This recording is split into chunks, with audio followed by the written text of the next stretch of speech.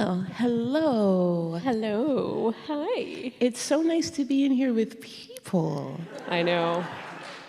It's lovely. Thank you all so much. It means so much, especially for the folks who made it out in person. This is one of the first times I've been in a public setting, and really means a lot. And thank you, Ijeoma. Oh, thank you so much for asking me. And I'm so excited to talk about your book. I'm so excited to talk with you. But I figured for a lot of the audience who may not know like how we know each other, we would talk about that because I feel like our origin stories kind of lie in that. So we met at the establishment. Does anyone here know the establishment? Wonderful. So for those who don't know, you described the establishment. It was, the sort of mandate was intersectional feminist publication that would cover issues that the mainstream media was basically missing. Right. Yeah. So like, because it was kind of like our thought was like all angles are women's angles and not just there's this one section. And then we strove to be very intersectional in that sort of feminist approach. But it was just a small little startup where I know for me, I had been working with some editors at another publication and they got some seed money and reached out and said, we're gonna start this. It was the beginning of my writing career, really. I had just quit the worst corporate job in the world. I was doing marketing for the auto industry. And it's like if you took everything cool about Mad Men out and we're just left with the cigarettes and the misogyny. The misogyny, Yeah. oh my gosh. That's where I worked. And so I had quit, I was gonna write. Writing does not pay great. And didn't know how I was going to keep my house and got this call saying, would you like to be editor at large in this new thing where we got some seed money for? And I was like, yeah, sure, great.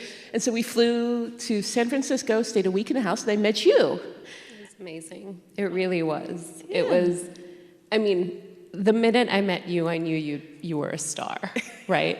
And this was before, so you want to talk about race. In fact, I remember in one of our calls, you said, I have this book that I'm selling. I think you had just sold the book.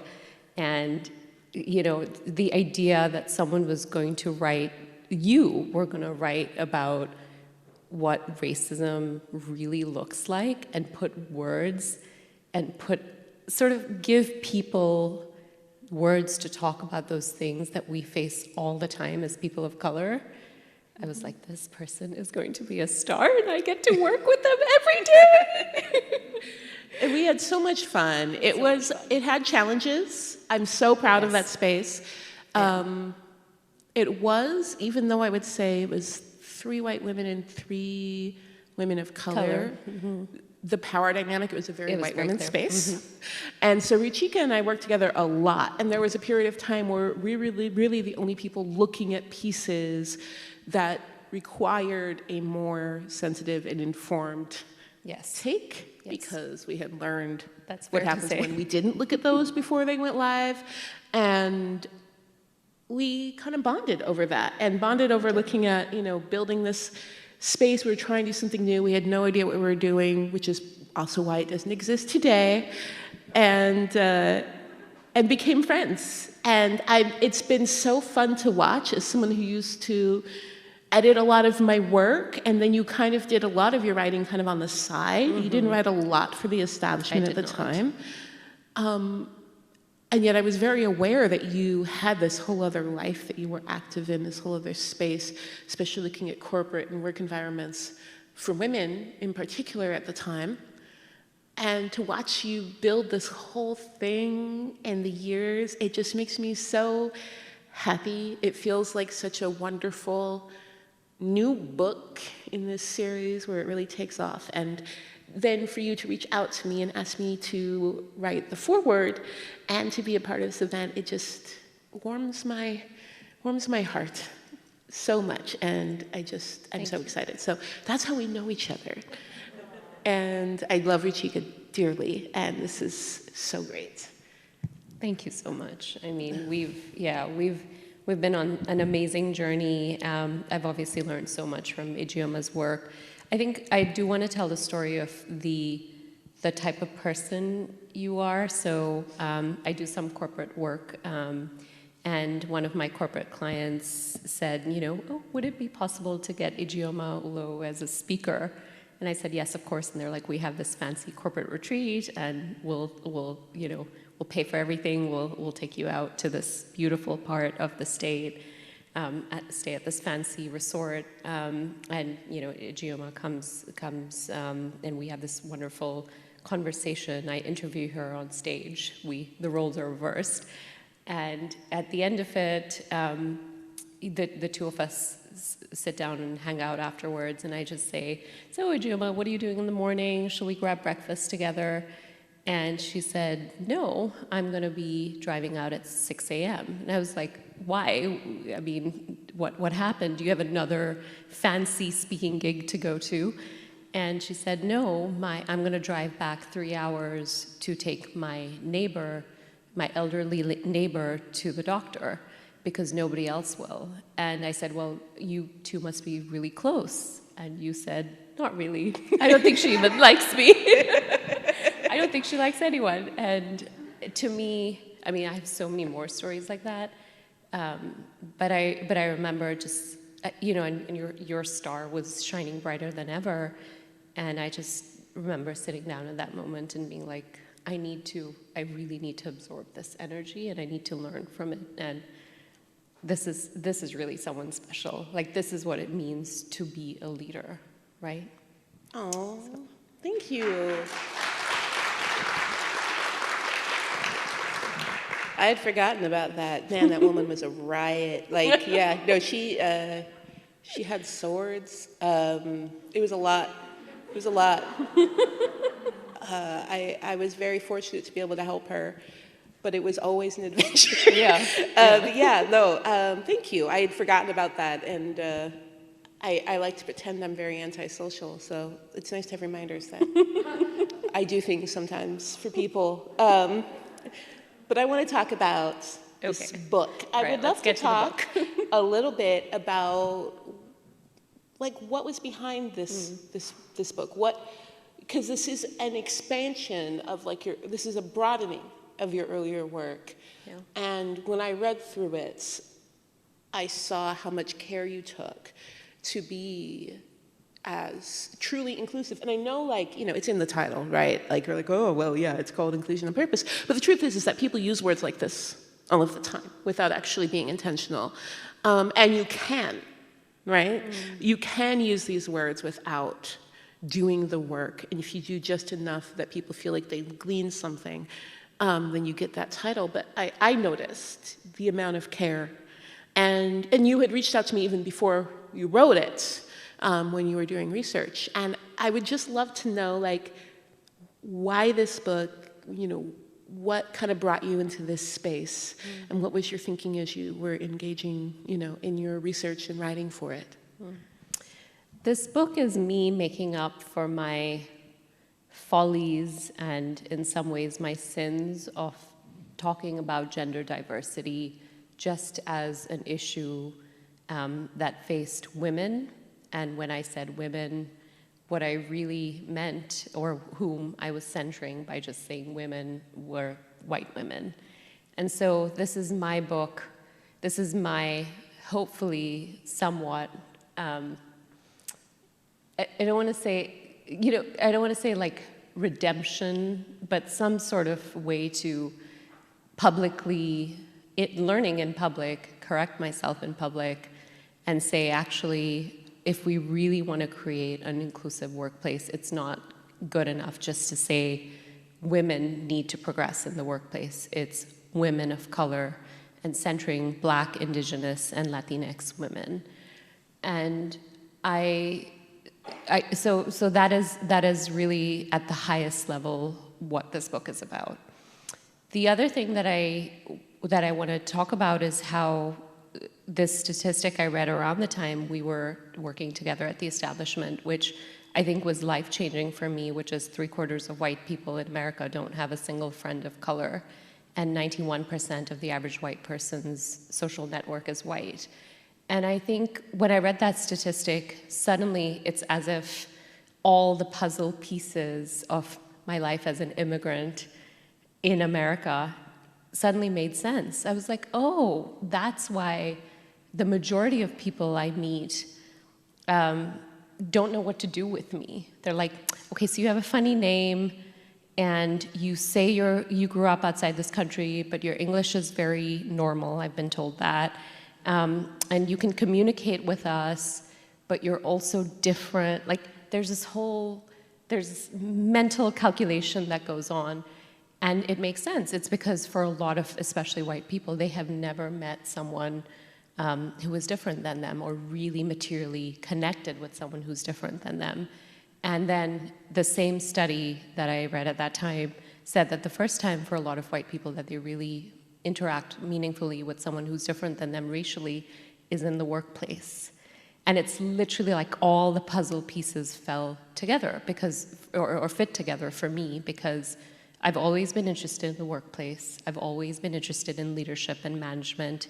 I know that, especially in capitalist societies, sadly, you know, businesses have an outsized impact on what happens, right, in our social lives. I speak to women, you know, even when we think about parental leave, I speak to women who get 20, 30, 40 weeks of paid, you know, maternity leave because they work for a high-tech firm.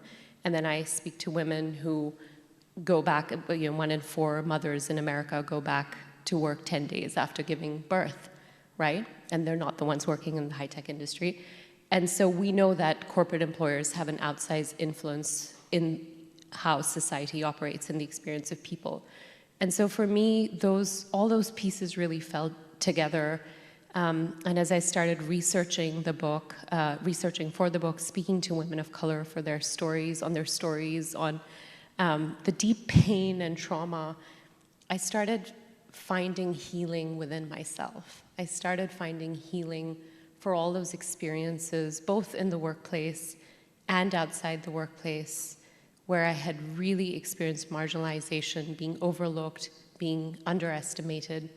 And I found healing in connecting with other women of color, centering as much as I possibly could underestimated women of color, and writing this book knowing that there is a power in sharing our stories and moving the needle in the workplace and hopefully beyond. That's beautiful. It's lovely.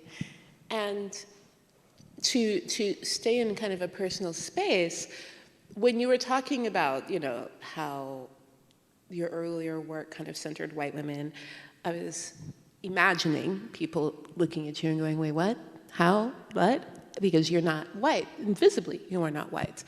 But I think that's interesting because this is a thing we have talked about in the past, which is the immigrant experience as a person of color, especially a privileged immigrant experience, has layers that can often stop you from seeing your experience as a racialized one. Because there are so many other things. One, it can be your class that brought you here, that put you in a space where you never had to consider the possibility of being seen outside of gender norms, but also all of the xenophobia and all of the other, you know, things that you do experience, that everyone, especially people of color, experience when they come here, that can seem like its own thing, not really related to race, even though I would say white men coming from France do not experience the same issues in a workspace that a woman of color would. And then there's also the ways in which we are not able to always keep in mind the ways in which our lives were shaped by white supremacy, even if we grew up in a majority place of color, right? So a lot of people I talk to, and, you know, so I'm a black woman who grew up, you know, born and raised in the US, but also my father was a Nigerian immigrant, and I have siblings who've just been here a few years. And I can see the difference in it and that disconnect. And a lot of it, when people talk to me and say, I don't feel connected to this struggle, I don't understand where my space is in it, a lot of it is because the ways in which white supremacy has shaped your life through colonialism, through capitalism, has not been made as readily apparent, and the connections to how people of color are treated in this country haven't been made. And so it was interesting to watch as you became more aware of that, and we talked about your kind of understanding as not only you are a woman of color and you are treated as a woman of color, but still you have an abundance of privilege that shapes how you walk through the world. And I'm glad that you were coming to that awareness before you started writing this book, because I can see in how you centered people. Were there things in the research of this book, in your conversations with women who, and other people of color who had less privilege, that still continued to educate or surprise you in these discussions? Oh my gosh, so much. And firstly, I just want to say that there is not an immigrant who comes to the United States and isn't in many subtle and overt ways told that your key to success is by upholding white supremacy and also upholding anti-Blackness. There is not an immigrant. I mean, there is research that's shown that even immigrants who appear and present as Black are told, or again in subtle and overt ways, you know, the more you distance yourself from the Black African American community, the more you're going to be able to succeed and rise, right? And so I do want to name that, because that is a big failing, I think, that a lot of immigrants with privilege in this country, you know, that we really have done quite a lot of damage in upholding white supremacy and anti-Blackness, and especially from our positions of privilege. So I absolutely want to name that. There wasn't a moment that when I was writing this book that I was interviewing someone for this book or studying the research, that I wasn't not only educated but deeply moved. And there were some interviews more than others where I literally, at the end of it, had to go and lie down for a couple of days to try and digest, which is not what you want to do when you're on deadline and your editor is like, where's your chapter? And you're like, oh, I need 3 days to lie down and digest that, this 4-hour Zoom call where someone, and of course we were in the depths of the pandemic. And again, and it just again and again recentered, because I wrote this book in the depths of the pandemic, it recentered that reality, that the way that women of color with other intersecting marginalized identities were experiencing the pandemic were so different from the way that I was, even, I as a woman of color was experiencing it. And there wasn't a moment where I didn't feel educated, where I didn't feel like this story needed to be told. And what I'm thankful for is that it gave me the purpose in the middle of this pandemic. It really, in many ways, I felt like it wrote itself. The rest of the book process is the most painful thing ever. I know we were talking about this backstage, whether it's like the book proposal, whether it's the publicity, all of that. But the writing, once I spoke to women of color and then I started writing the book, that just flowed so naturally. I think the nuance of what it means to be a woman of color, and there's, it's a social and political identity. Women of color is an incomplete term, and we're certainly not a monolith. We have many, many different experiences. But the one commonality that researching and writing this book taught me is that there's this thread of being underestimated, of being overlooked, and the degrees to which and how quickly you come to that realization very much differs based on your identity. In fact, when I interviewed you for the book, and then didn't use the interview because then you said yes to writing the foreword, but when I interviewed you, what clicked into place for me is you said there was not a moment, something along the lines of, there was not a moment that I came into the workplace and thought that I would belong or be treated properly or equally, right? Like Black women and Black children are taught from a really young age, you live in a racist society and this is how you navigate. And something shifted in me because I was like, wow, because for me as an educated, college-educated brown woman, what I was taught is as long as you get all the education, you get all the experience, you start making money, of course people are going to treat you properly. Of course they're going to treat you equally. Race doesn't matter. And then that slow burn realization, no, it actually really does. Race and gender, that intersection really does matter. And that was a profound shift for me when I spoke with you, and then I interviewed other Black women that, they didn't have that luxury, You don't have that luxury of thinking you can do anything, you can achieve anything you want, and then realize, no, actually, that's not the case. You know it from day one. Mm-hmm. That's so interesting. Yeah, I've seen that. In the years I used to do, I used to have paid interns, and they were always young women of color, and a lot of them ended up being women of color who weren't Black, and they were always at that age where I would get this call a few months in, and they would be in tears because something profoundly racist happened in a space where they thought it would never happen. And recognizing, oh, you're at that age, because it's not a thing that, for me, it's my whole life, but part of me always wonders, I don't know I would say there's a real toll for the ways in which we are robbed of developmental stages, even. Right? You're robbed of part of your childhood if your expressions of childhood are punished. And you don't get to go back at 30 and be a 5-year-old learning risk and reward, right?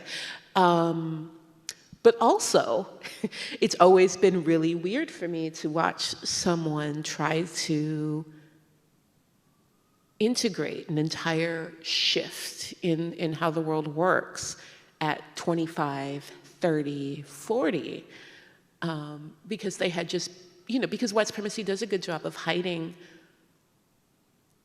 its animus and its exploitation of people of color who aren't Black or Native. And I would say part of it, they use the animus towards Black and Native populations in order to do that, because as long as you're not treated like that, you kind of feel safe in this middle space. But it's always been interesting for me to watch, and I'm always curious about it because it's not an experience. There's so much of the experience I can say, I know. That's not one. And then I wonder further, because the funny parts are the emails I get from white women, just devastated, because they are 42 and they discovered racism is bad and it exists. And they don't know what to do with themselves. And I'm just like, oh, oh, you poor thing. But also I wonder, oh, you're going to have to make a choice now. Do you sit down your partner and your friends and have new expectations of them and set up all new relationships and give up watching those television shows you loved and stop participating in the same harmful activities when everyone is expecting this of you? Or do you pretend like you never learned this lesson? And one thing I really like about this book is it's a piece that is so rooted in the direct words of women of color in a way that is very unambiguous. And it removes that option of people to pretend like maybe they didn't hear a thing. And I think in work environments, and I'll ask you about it in a second, because I think we've both been in many corporate environments, it's very easy to have someone come in, talk about race and racism, leave, and you can kind of pretend like you didn't hear anything they said. and especially the way they're set up, because they're often set up so that someone external comes in, talks about things that never fully connect to what's actually happening in a space, gives some surface level recommendations that really just reduce HR complaints, and leaves. And then people can be like, oh yeah. And this book has a lot of very firsthand experience and practical advice in it that makes it hard for people to go, well, okay, but what if we all just had a chat instead, and didn't do these things, and I'm grateful for that. And I wanted to ask, because I do see some questions coming up around this too, and it's just such a hot topic, right? Everyone talks about DEI right now. And before people became scared of critical race theory, they were terrified of DEI. And I will say, you have a lot more to be afraid of from critical race theory than DEI. DEI can't even scare racists. But in the critique, there's a lot that is very valid, and I think there's a lot that people don't understand, and a lot of anger around it is very misplaced, some of it purposefully so. But I was curious if, in looking at the work you've done and trying to be very, I'm saying practical not in a sense of void of emotion, because I actually think the lived experience and understanding lived experience of people of color is one of the most practical things you can do, but practical in the sense of actionable. In trying to do actionable work, while also having been in many spaces that are seeking to do what people know as DEI work, what are some of the differences you see, or some of the kind of common shortcomings, or what gaps do you hope that this book can fill? Yeah, great question. And Ijeoma, one of the difficulties actually in conceptualizing this book in my head, at least 5 years ago, shopping this to publishers, in 2020, before actually the murder of George Floyd, at a time where diversity, equity, and inclusion essentially meant gender diversity, white women's progress, et cetera. And my hope was, I can hopefully change the conversation around that, say there's extreme value in using the words diversity, equity, and inclusion correctly, and centering that work correctly and taking it out of this check the box idea. And not that many people are talking about it in a very meaningful way. And I was really, I was very hopeful that, okay, this book, the timing is right and it's gonna come out and hopefully people will engage with it. And then the movement for racial justice happened, certainly sparked off by George Floyd's murder. Very, very important movement.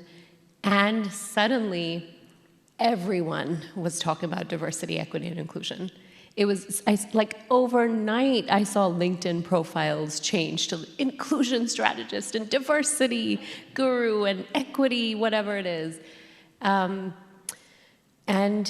I fear that in many ways, and I think hearing your question, in many ways, I worry that the work has really been diluted, right, of what the essence of it is. Like, what does it actually mean to have a diverse, which means, what does it mean to have a workforce that is made up of people who have largely been underestimated and underrepresented and overlooked?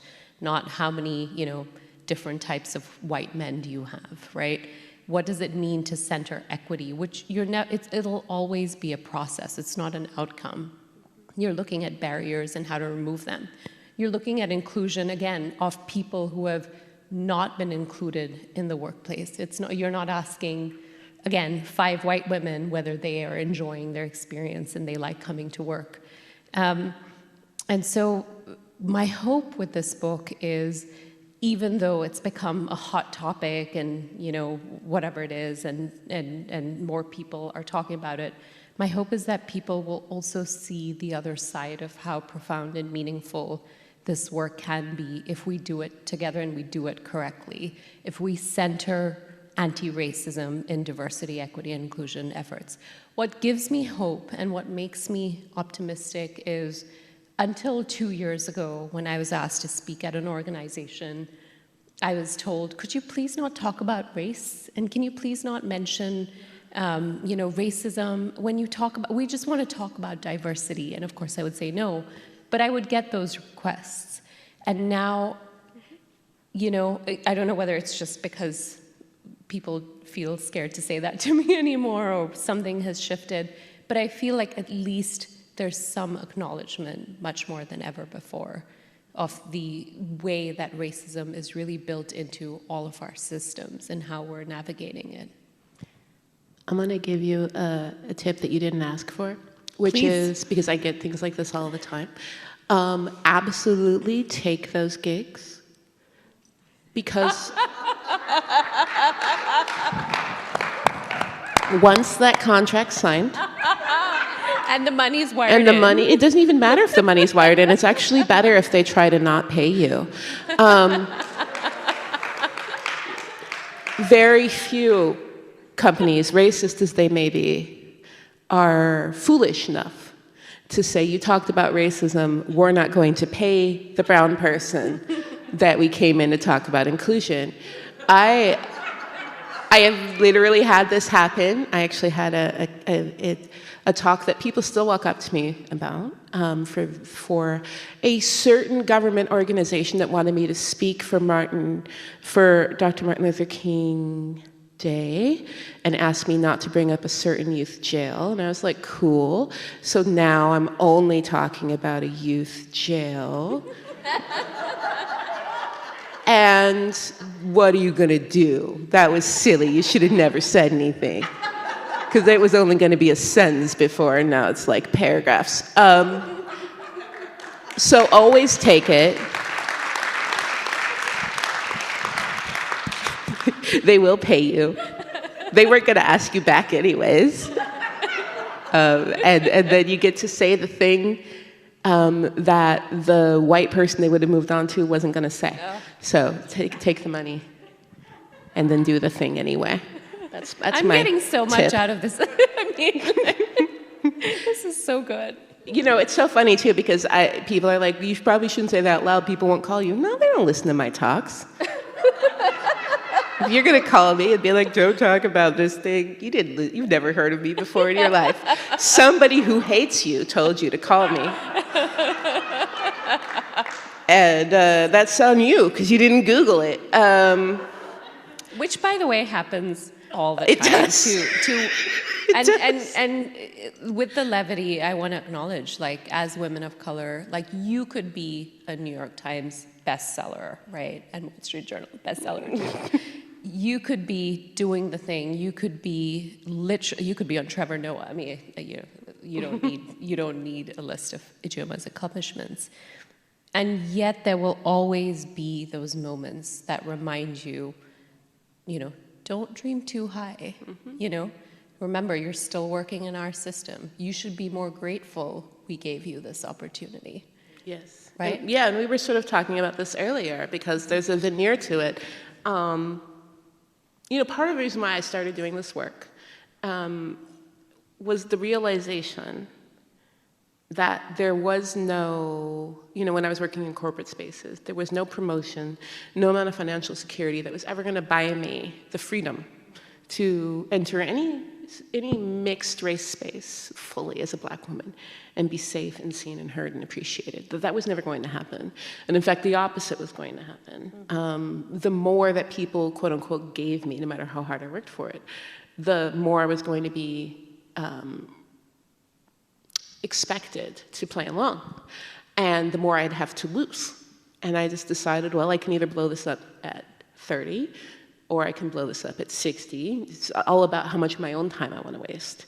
And I just, quit my job, said I don't want to sell trucks anymore, and started writing full time. But the funny thing is even when you're doing this work, even if your name is rising in doing this work, it still happens. It's like, it's not, you don't actually, all the behind the scenes is just as toxic.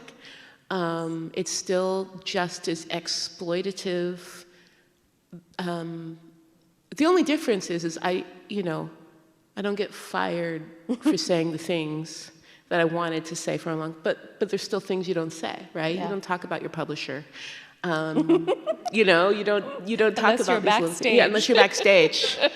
And so it's an interesting space, and you still don't get comfortable. No. And part of how you navigate it is by the relationships you have, and how you get through even doing this work. And I think a lot of times there's this idea that people of color who do any work around race or ethnicity live in this space where, one, we like talking about it all the time, which we don't, but also, oh, well, I'm sure you don't encounter the racism then. Like, who's going to be racist to you?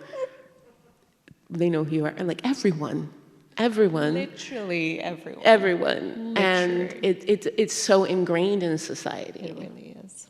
What keeps you going in that? Because I know that a lot of times when I talk with other people, like there are regular body blows of just like, oh, come on, here too, I just want to do this thing. That can be really discouraging when you're doing the work. And you do a lot of work, right? So you're not just the author of this book, you're also a teacher, a speaker, an educator, and what keeps you going in this work? I hope it doesn't sound trite, but it's because I have a 5-year-old brown boy who's going to grow up in America, who is growing up in America and is American. And just the experience I had when I said to my mom during one birthday party where my friend called me the night before, and she said, I can't come to your birthday party. My mom said, I can't come to your birthday party because you're Indian. That's going to happen to my son as well. And I don't want that to continue on. I'm truly fighting for a world where I don't know if I can prevent it, right? I don't know if I can prevent it. He's already 5.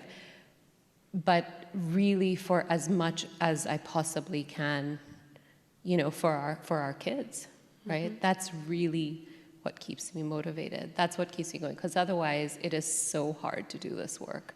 Honestly, if I could go back to my job in marketing, I was a journalist before that, there are times where I'm like, would it just be easier? Would it just be easier to go to bed at night and not wake up in the middle of the night with that existential dread of, wow, like what is actually happening, right? Mm-hmm. And what keeps me motivated and optimistic is hopefully we can build this future where others don't have to deal with, or at least not with the same intensity of what we had to deal with. Mm-hmm. It's beautiful. It is beautiful. My kids are old enough that I just say, no matter how despondent I am, there's always a smelly teenager who's complaining of the lack of snacks in the house. And it kind of keeps me going, the reminder that some people don't give a shit about who you are, the work you do, if you've run out of Capri Sun. And thanks for that tip as well. It gives me perspective. Your kid's not quite old enough yet, but once he's old enough to smell bad in a different way, because I know 5-year-olds have their own funk. Yes. They help. The narcissism of children, I find it to be quite helpful. I want to get into some of these questions because there's a lot, and I do this thing where, when I'm talking with someone that I adore, I talk, and then we don't have time for great questions. Let me see if I can turn this because I can't actually read the whole thing. There are also long questions. Oh, okay. From what I can see. Yeah, y'all were the writers. Excuse me. No, I'm sorry. No, these are great. I'm sure they're lovely. Let's see. All right.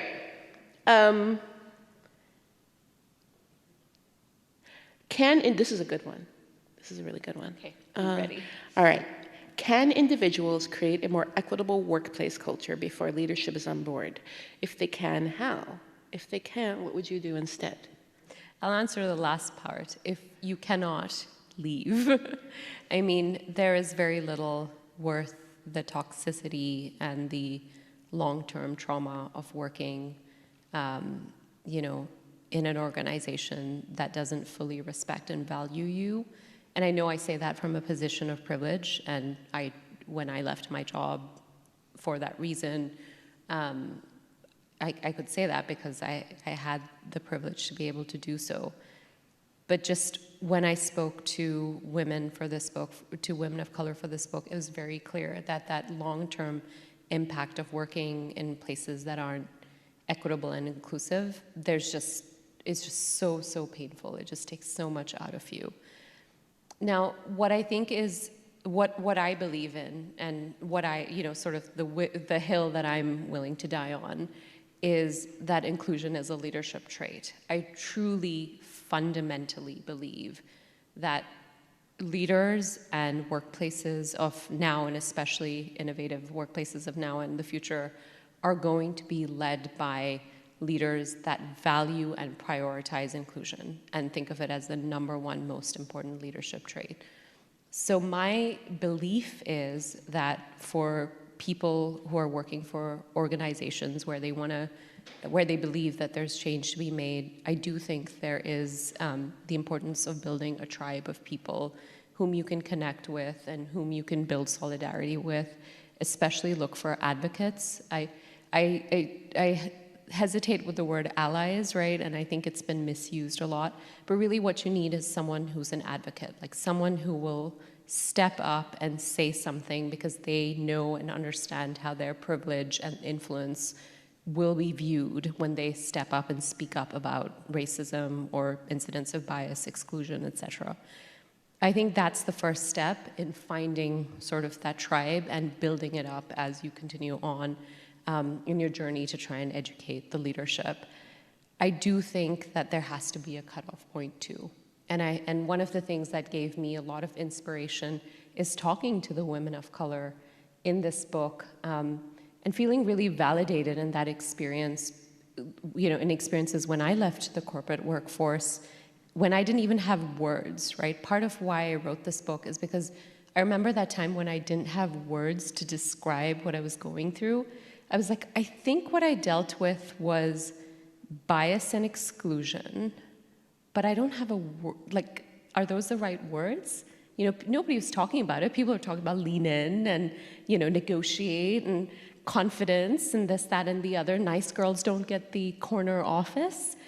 And so what really, what I wish I could go back and tell myself then, and why I wrote this book in some ways, is now that I have the language, and so many women of color spoke to me about the validation they feel and experience when we speak to other women of color about our experiences, and also when our white allies and when our white advocates and our white supporters really and champions also listen and learn and step up and validate. Hey, I think what happened was absolutely wrong, and I'm going to say something because I know that the way you experienced this was wrong, and I also know that when I step up and say something, it's going to be heard very differently than when you say it, right? And so, yeah, that's what I would do. That's lovely. That's great. I would say, to add to that too, if you are a person of color asking this, or a trans person, disabled person in a workspace, never invest in your workspace. Please don't. Like, I'm saying this from a firmly anti-capitalist perspective of someone who also likes to buy a lot of things. Don't emotionally never invest in the betterment of your workplace, because it will never invest in you. That's not the way capitalism works. Invest in yourself, yes, and your peers, who are also at the crosshairs of the vagaries of racist capitalism, and nothing more. And that means, like, when you're talking about changing an organization, recognize that it's not going to thank you, and you do know right away if it's a space that wants to make the change necessary. Okay. And so the change you do make and the investments you make should be really on a human scale. Yes. And really be, what helps me get through this day? What helps my peers of color, my trans peers, my disabled peers get through this day? What are the small practical things we can focus on, and not how do I make this company suddenly care? Because they won't. If you're white, oh sure, go for broke. Because you're not going to get punished for it, and you're going to get rewarded for those efforts in a way that other people will not. And you may make some small changes because your privilege enables you to. But like, I think a lot of times when these questions come in, I want people to let go of this thought that corporations care about them. They don't. Individuals within corporations can. Your manager can. Your VP can. But at the end of the day, they are profit-making enterprises steeped in the blood of populations of color. And they can't break from that without ceasing to exist. So keep your focus on a human level, and it'll be more effective that way. Yeah, it is. Don't sacrifice yourself or your peers to a big vision that's not going to happen. I'm just a ray of sunshine when it comes to... It's the time. Yeah, maybe this is why nobody invites me back. Other question here.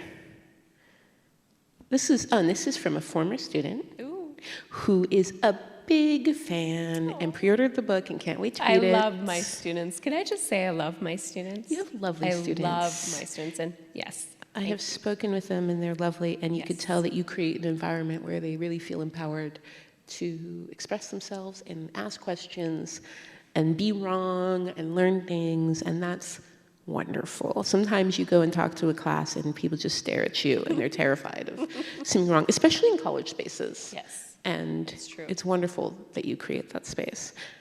The question is, in my experience, some of the most biased, harmful actions in the workplace often come from people who see themselves as champions of diversity and equity. How do we have conversations about equity with people who think they cannot be guilty of perpetuating harm? When you find out, let me know, because I have had I've had some really tough experiences, and I've had tough experiences recently, where people are like, we're going to pay you this huge fee to come in and speak to us, and then in the prep call, treat me terribly. And then when I'm like, that was racist, they're like, I'm sorry you walked away feeling bad. And I didn't know how to respond. And that moment, in moments like that, I'm, again, back to privilege. I have the socioeconomic privilege to say I'm definitely not doing that, and I'm going to walk away from that because my mental health and my self-respect is more important. And I know I'm really privileged to be able to say that. Honestly, I don't have a good answer. I wish I had a nice quote that could tell you all about like how you could go and find your allies, and you could do this and you could do that. I don't. It's going to be really hard. It's painful. I think the only thing that I could think of, and in the situation I was in, unfortunately, it was someone who was leading diversity, equity, and inclusion. Yes, she was a white woman. And there was just no way there was no one else whom I could have that conversation with. If this is a job that you cannot leave, if it's a situation you cannot walk away from, find someone with privilege whom you trust who can have that conversation with them, because it should not be the role of women of color, people with other marginalized identities to solve. And that's something that I'm very clear about in the book. I am the opposite of trying to ask women to lean in, or asking people of color, like, here are 10 steps to, bring up racism and microaggressions in your workplace, or to heal from the trauma. There are some amazing books that do that. I want to pay homage to books, like Right Within by Minda Harts. My friend Deepa Purushothaman's book is out today on women of color in corporate America, the first, the few, the only. But that's not where I'm coming from, right? I am talking to people who perpetuate harm, who need to do the work in themselves. They need to build the awareness, they need to build the empathy, they need to do the listening, they need to do the learning, and it is not your problem to solve. And that is, I think, some of the most important advice for people to understand is you don't have to invest that much in people who don't want to do the work. I think we really overvalue whiteness. Yes. And the amount of people who reach out to me, I've tried this. Why are you trying this hard? For someone who can't even be uncomfortable for one conversation. Like, how much do you value your time in comparison to the possible enlightenment of this very, deliberately ignorant person? And it's important to recognize like where that programming that says, and that is a deliberate programming. If we watch movies about race or any other kind of deeply marginalized group, and the troubles they come through, it's always through this lens of like the white, cis-abled person, protagonist who is being bettered by the situation, coming into her full self, and we absorb that messaging as well. Yes. And we are often told that our work is to better someone. Don't you care? Don't you love people? Wouldn't you want them to be? No, I don't care. You can be better on your own, in your own time. My betterness requires wholeness. But it's a real thing, and it's a real hurt. And all I could say, honestly, is give yourself space to process that. Yes. Allow that, recognize it shouldn't be that way, and that it sucks and it hurts. And then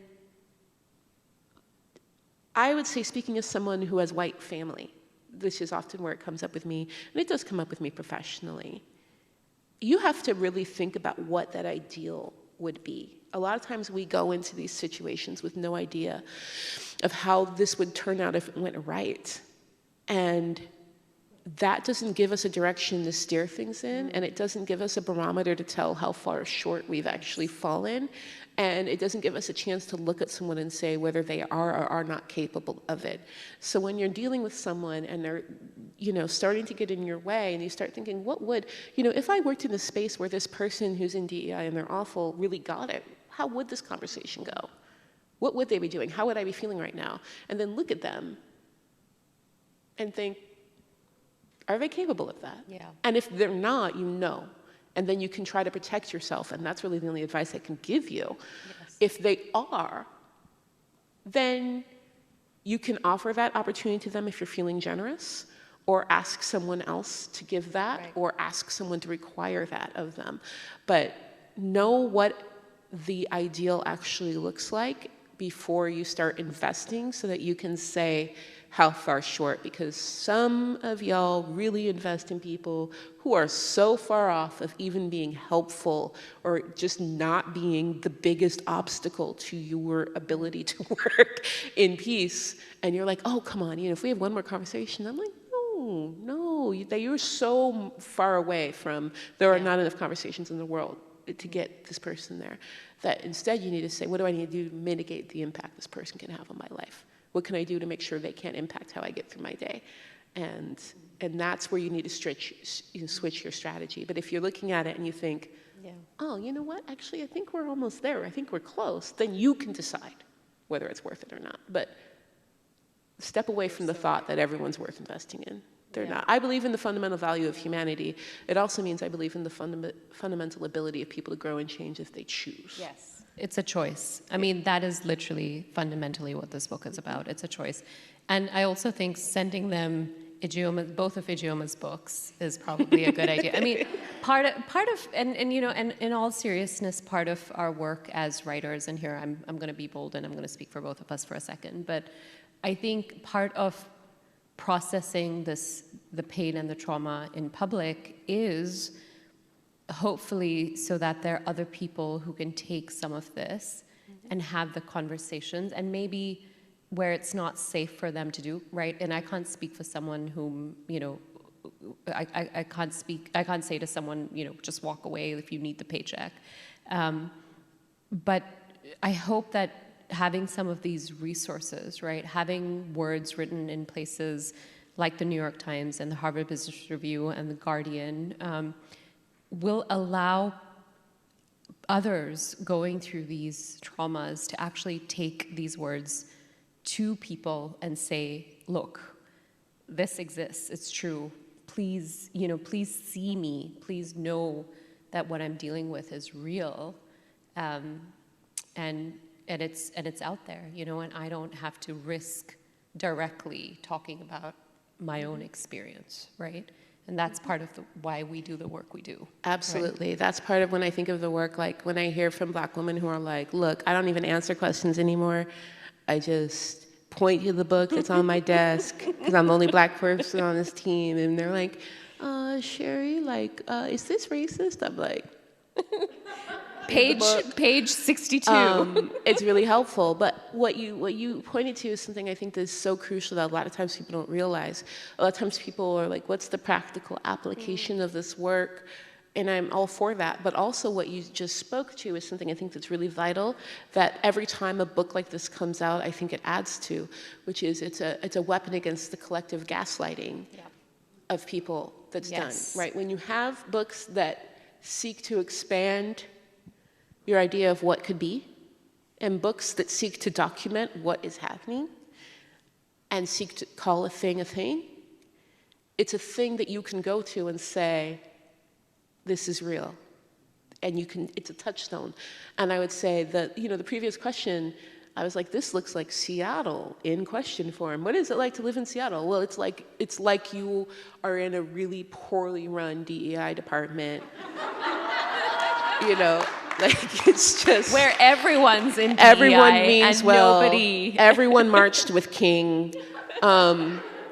It's Everyone really, has a pink hat. Yes, everyone has their pink hat, and everyone has that, you know, in this home we belong sign on in their yard, and don't have a single friend of color. Don't have a single friend of color. You know, they have the, you know, I am the darkest skinned person they know, and you know, that's Seattle in a nutshell. And so things like this help a lot, and it's, you know, I think seeing a lot of these that are workplace specific is important, because that is a space where so much of it's done, especially in areas like this, where companies like to pretend like they have a political bent that isn't just make money. Spoiler alert, it is just make money. It really is. Whether you recycle or not, it's really about making money. And the companies will tell you through their like, World Food Day, everyone bring in a dish from your culture. And you're like, oh, well, that's our diversity for the year. They'll tell you they have it down, and then it's even harder to say that it's not right, to say that something's wrong. And books that actually write it down and document it, and you have other experiences you can read through, especially if you're in a majority white space, are super helpful. And I think that this book is going to be a huge part of that, and I would say probably one of the more immediate benefits is, even if you can't change the system, you can at least look at it if you're a woman of color in a workspace and say, oh yeah, this really is fucked up. And that's important, because when things are wrong, we need a reason why. And the world tells us it's us. And it's not. And that can be incredibly damaging, to go through thinking you're either unlucky, or you've lost touch with reality, or you have done something to bring this upon yourself, instead of, oh, this happens all the time to people who look like you. I mean, white supremacy tries to keep us apart, right? And this is part, I mean, circling back to what you said about, you know, the different experiences among women of color. For immigrants, many of us are taught to, again, uphold anti-Blackness. I will say, for me, it was only in really connecting with Black women that I really got a rooting into what it means to be a person of color in the United States, right? And I'm not saying this in a sort of cursory way, but really deep understanding and rooting, because so much of white supremacy is geared to keeping us apart, to us fearing each other, to us not wanting to show up for each other, for us not wanting to say that our struggle is similar. Even when I was choosing terminology for the book, I knew the term women of color is incomplete. I knew that it's imprecise, and I still chose it because the social and political identity of what it means to be a woman of color is so powerful, and I will not let anyone take that away from us. That's wonderful. That's beautiful. And it is important that we decide. I was in conversation with Kathy Park Hong a couple weeks ago, and one thing that we talked about is a deep desire I've had for a long time, which, by the way, there's people asking about navigating inclusion and safety at the same time. I think it is vital in all spaces and something I deeply, deeply desire, for communities of color to come together without the presence of whiteness and be able to define our relationships to each other without that. Because whiteness gets its hands in it all the time. And it's hard to even have really important conversations, say, about anti-Blackness in immigrant communities or Asian communities, and talk about that healing that needs to happen. Talk about, anti-Asian hate rising in Black communities without whiteness coming in and being like, ooh, what can I do with this, And you can't be open and honest, and you can't share pain, and you can't talk about what it means to move forward without it being exploited. And we need that space. And I think in work environments, we need that as well. And especially if you are in a majority white space, you have to have a space where you can get with other people and actually feel safe and level set and talk and share. I mean, divide and conquer was a colonial strategy.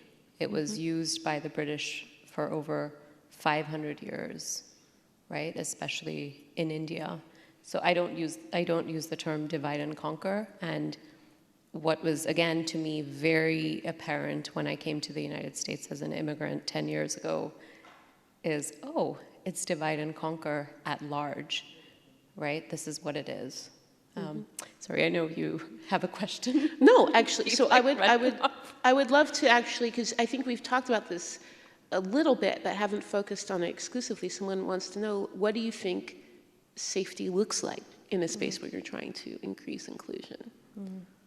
So I talk about psychological safety in the workplace, and it's a concept that's really dear to my heart. The person who brought it into the public fore was Dr. Amy Edmondson from Harvard Business School in 1999, and really this concept of for high growth, innovative organizations and teams, the one common factor that they have is they have psychological safety, where people feel they can take a risk, they can speak up, they can make mistakes, they can fail, and they will still have status, and they will not lose face with their peers and their managers and leaders. And when I read this work, it became so clear to me, Amy and I have actually had multiple conversations about how her work did not take an intersectional or inclusion lens, and they could have done a lot more around, especially centering, what it looks like when you consider race in terms of psychological safety and who has the least psychological safety typically in an organization. But I think what clicked to me and became immediately apparent is if you can work for an organization and be part of a team where you can take those risks, where you can fail, where you can, even look stupid, essentially, ask the stupid questions. This always happens in my classes, right?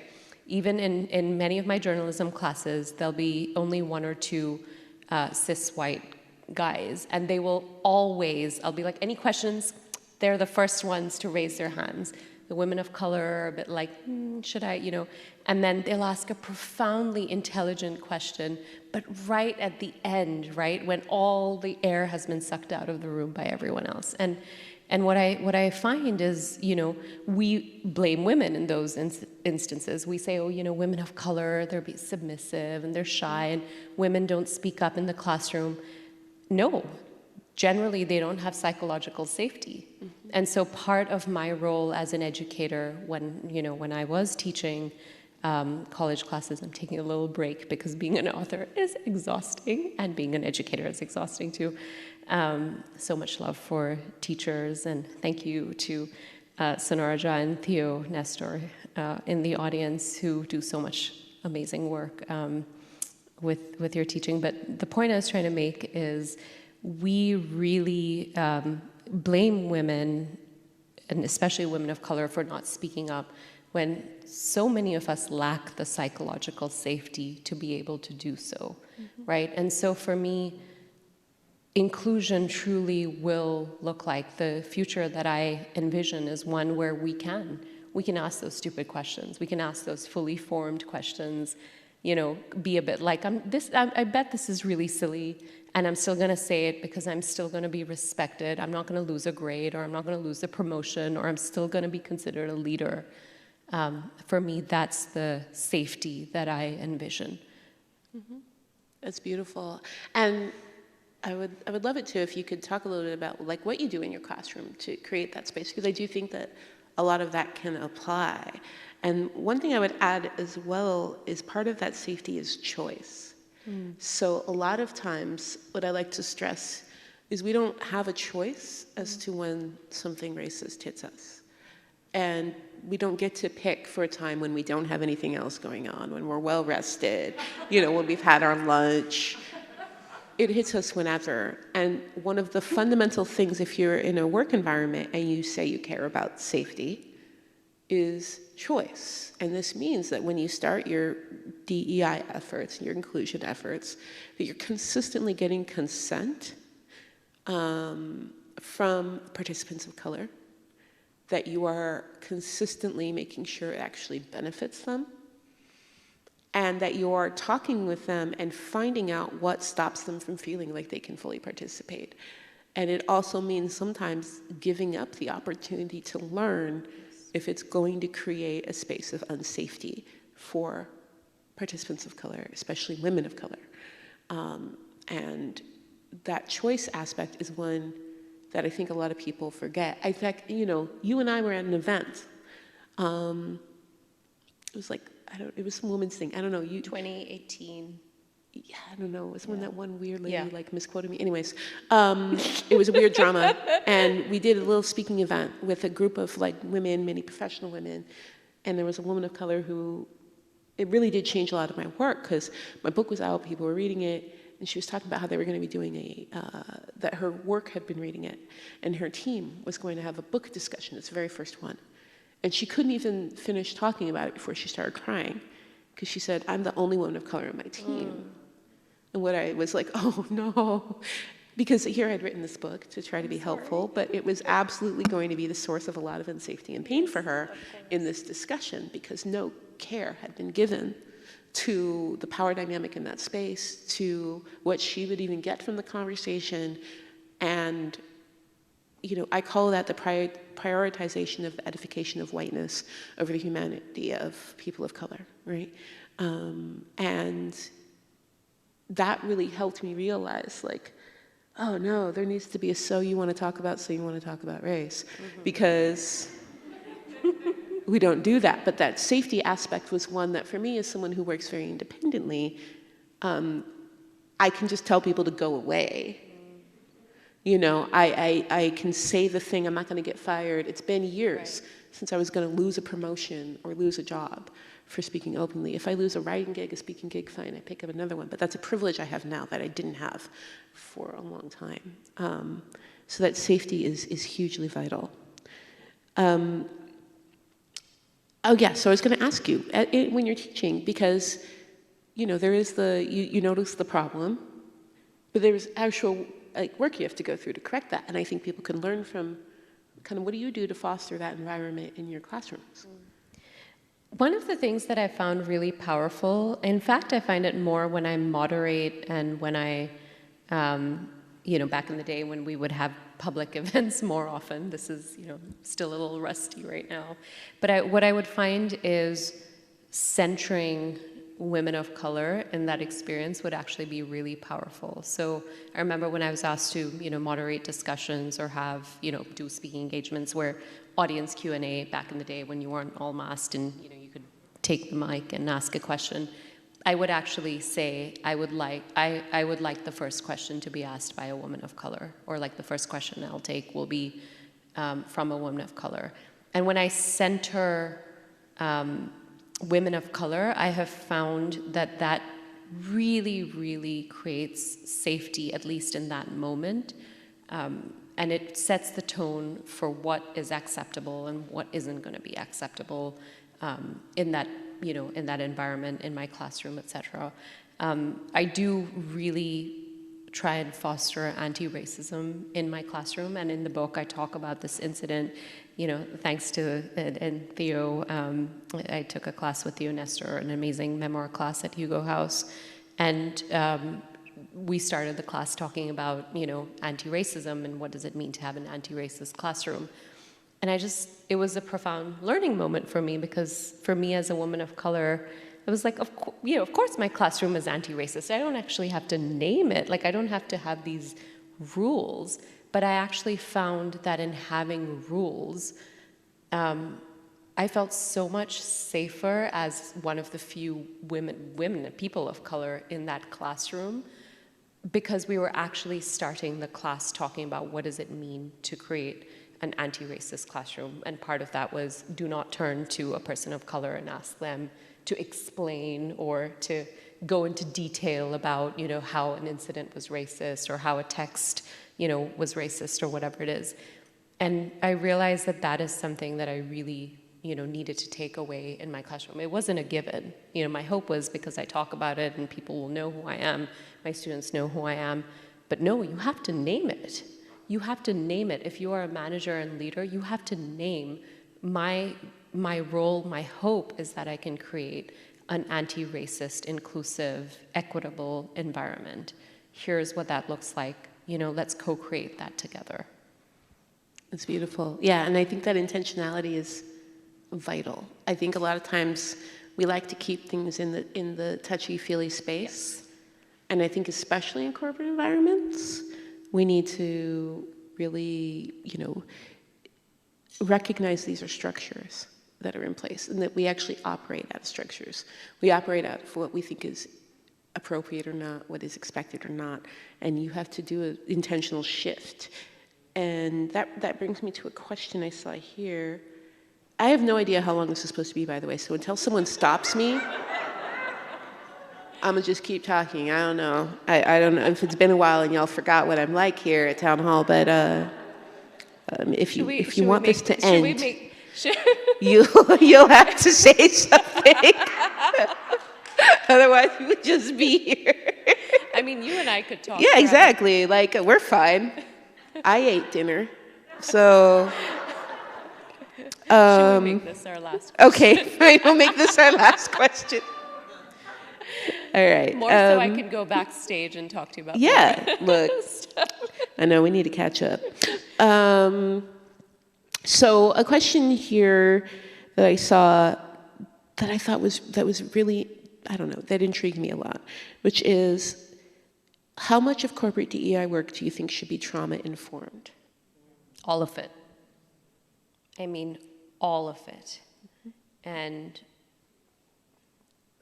just the fact that it's not, and the fact that so much of it is not, and the fact that I go into so many organizations where people of color are doing this on top of their full-time jobs, and the trauma that they have to deal with, doing it on top of their full-time jobs, not getting paid, not getting recognized, having to deal with all the, bias and exclusion and all of that, and racism. It should absolutely be trauma-informed. I don't have enough words to articulate how strongly I think it needs to be. I just wish, what I really wish is that more leaders, I just wish people with societal and workplace privilege could recognize what it feels like, right? What it really feels like. I don't know, my hope is that some of the stories in this book will capture that, at least help you understand, put yourself in the shoes of someone who has to go into work every day knowing that they don't, knowing they don't belong, knowing that they're gonna have to deal with microaggressions and racism and bias. A study found that I think it was 80% of Black people did not want to move back into in-person environment because they were so frustrated. They were so not ready to deal with microaggressions and everyday, quote unquote, casual racism. I mean, that is the reality of what we're dealing with, right? For so many of us, day in and day out, having to deal with coworkers who just don't understand you and you still do the work, right? There's deep trauma there. So I really hope where DEI work can be transformative is when it is trauma-informed and when we recognize the additional emotional labor that so many of us have to take on when we do this work. Absolutely, absolutely. Do you think that there's healing to be had in the work? Yeah, when we connect with people like each other, right? And when we know that we're not going it alone, especially when I was starting out, the way that I could just text you and just be like, this ridiculous thing happened to me, and you know, the words that you would say and so many others would say, yeah, of course, there's such beauty and healing in the solidarity that gets built when you get to do this work together. Right? And again, because of that purpose, I mean, this work, it is not going to happen in our lifetime, right? It's not. I'm not doing this so that tomorrow I'll come into I'll re-enter the corporate workplace, or I'll be invited to speak at a place where I will be treated so wonderfully and be given sort of all the, the equity that I deserve. It's not going to happen in my lifetime. We are working to a future that we will not live to see. And that's what this work is about. And the healing is knowing that we're doing it together. That's beautiful, and I think a wonderful way to end this talk. And I'm so proud of you, and this is wonderful, and I know that y'all will love this book, and I'm just really glad it's out there in the world. Thank you so much. Thank you so much. Thank you. Thank you to all of you. Thank you.